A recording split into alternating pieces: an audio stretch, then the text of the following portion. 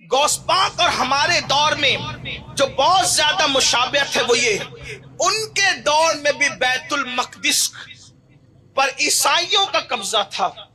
ہمارے دور کے بھی حالات آپ دیکھیں، میں اس پہ کوئی تبصرہ نہیں کروں گا، لیکن توجہ کریں، غوث پاک کے دور میں بگڑی ہوئی قوم کے حالات دیکھیں، اپنے دور میں بگڑی ہوئی قوم کے حالات دیکھیں۔ آج درد بھری باتیں سب کرتے ہیں، آج درد بھری باتیں سب کرتے ہیں، لیکن دین کے لیے کون کیا کر رہا ہے؟ قوم کے لیے کون کیا کر رہا ہے؟ مثال کے طور پر ایک جنگ ہو رہی ہے، ننھے ننھے معصوم بچوں کو شہید کیا جا رہا ہے، جوان عورتیں بیوہ ہو رہی ہیں، ہاسپٹلوں پر تک بم دھماکے کیے جا رہے ہیں۔ ان حالات میں مسلمان کیا کر رہا ہے؟ آپ بتائیں کیا کر رہا ہے؟ کیا صرف درد بھری کلپیں ہیں، شہادتوں کی تصویریں واٹس ایپ پہ شیئر کرنے سے مسائل حل ہو جائیں گے؟ یا جلسوں میں درد بھری باتیں کرنے سے مسائل حل ہو جائیں گے؟ آپ مجھے بتائیں۔ پورے ہندوستان میں لوگوں سے یہ کہہ رہا ہوں، جنگ فلسطین میں ہو رہی ہو، ہندوستان میں جنگ فلسطین کی جنگ کو لے کر ہمیں ماحول نہیں خراب کرنا اپنے ملک کا، ہمیں اپنے ملک کا امن و عزیز ہے۔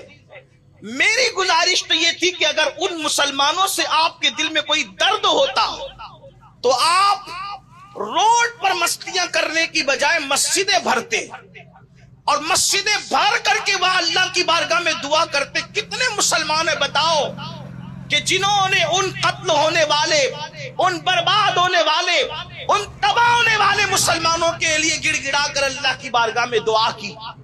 جس قوم کو اپنے بچوں کے لیے دعا کی فرصت نہیں ہے، وہ قوم کے جوان دوسروں کے تباہ ہونے والے بچوں کے لیے کیا دعا کریں گے؟ آج ہمارا حال یہ، ہم اپنے بچوں کے لیے دعا نہیں کرتے۔ دعا اس وقت کریں گے جب مسجد میں آئیں گے۔ جو قوم باروں میں بیٹھی ہو، جو قوم نشوں میں بیٹھی ہو، جو قوم جوا کھیل رہی ہو، جو قوم کسی پہ ظلم کر رہی ہو، جو قوم حرام کھانے میں مبتلا ہو گئی ہو، جو قوم دین دھرم سب کچھ فراموش کر چکی ہو، اس قوم کے اندر مروت کہاں سے رہے گی؟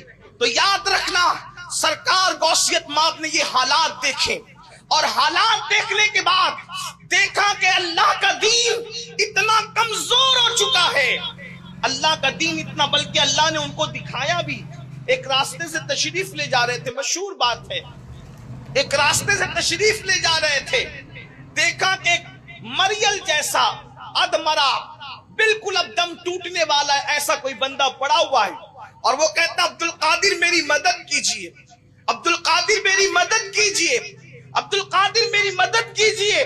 سرکار غوث پاک نے اس ادمرے اور دم توڑتے ہوئے انسان کو دیکھا، جوان کو دیکھا، تو اس کا ہاتھ اپنے ہاتھ میں لیا۔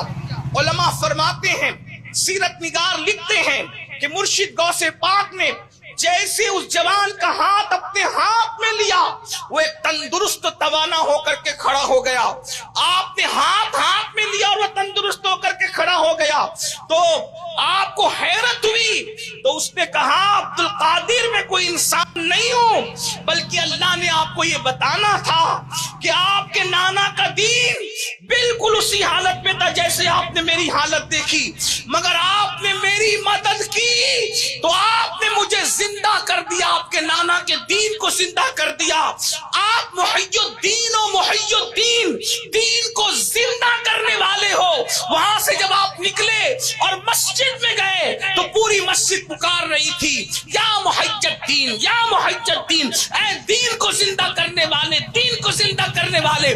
دیکھ لیں، ہر انسان کو خدمت کی بنیاد پر الگ الگ لقب ملا، کسی کو امام اعظم کہا گیا، کسی کو مجدد کہا گیا، کسی کو مفسر کہا گیا، کسی کو کچھ کہا، کسی کو کچھ کہا، کسی کو کچھ کہا، لیکن یہ شان غوث اعظم کی ہے۔ محی الدین صرف غوث پاک کا لقب ہے کہ آپ نے دین کو زندہ کیا ہے۔ لوگوں کو اس میں حیرت ہے کہ وہ مردے کیسے زندہ کرتے تھے۔ ہم نے کہا سب کا اپنا اپنا ذوق ہے، ہمیں مردہ زندہ کرنے پہ کیا حیرت ہوگی؟ جو خدا کا دین زندہ کر سکتا ہے وہ مردوں کو کیوں زندہ نہیں کر سکتا؟ مردوں کو زندہ کرنے سے بڑی کرامت دین کو زندہ کرنا ہے.